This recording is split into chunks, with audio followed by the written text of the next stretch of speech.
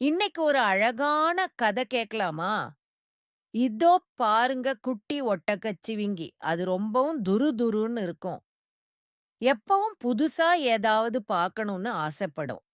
ஒரு நாள் அந்த குட்டி ஒட்டகச்சிவிங்கி தன்னோட அம்மா கூட நடந்து போய்க்கிட்டு இருந்துச்சு. அப்போ தூரத்துல ஒரு புது இடம் தெரிஞ்சது. அந்த புது இடத்துக்கு போக அதுக்கு ரொம்ப ஆசையா இருந்துச்சு. ஆனா, அதுக்கும் அந்த இடத்துக்கும் நடுவுல ஒரு சின்ன நீரோடை ஓடிட்டு இருந்துச்சு.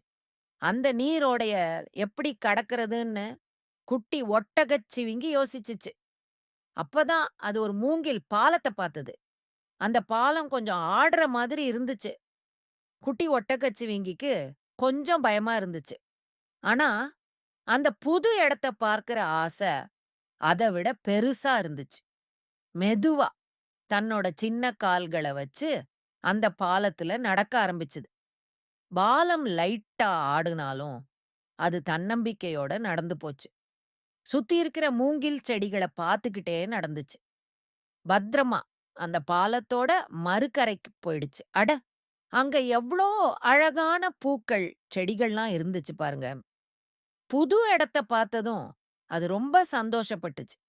தைரியமா மூங்கில் பாலத்த கடந்து வந்தத நெனச்சு அது ரொம்ப பெருமைப்பட்டுச்சு. குட்டீஸ், நீங்களும் ஏதாவது புதுசா பண்ண முயற்சி பண்ணா பயப்படாம செய்யுங்க. சின்ன சின்ன சாகசங்கள் கூட நமக்கு சந்தோஷத்த குடுக்கும். இது போன்ற கதைகளை கேட்க எங்களுடைய பேஜை லைக் பண்ணுங்க, ஷேர் பண்ணுங்க, கமெண்ட் பண்ணுங்க. பிடிச்சிருந்தா ஃபாலோ பண்ணுங்க.